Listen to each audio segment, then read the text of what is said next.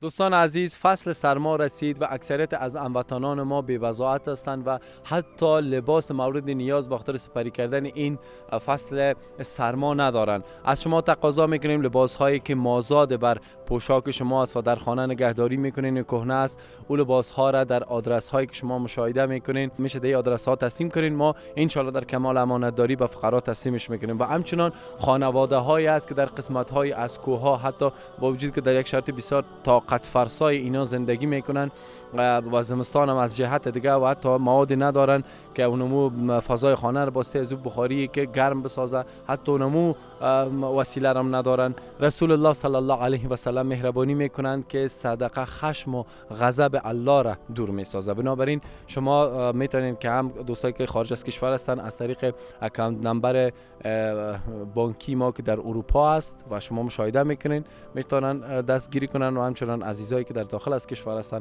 میتونن نیز از طریق اکانت نمبر که شما مشاهده میکنین از طریق کمک کنن و در ضمن شماره ها فعال است.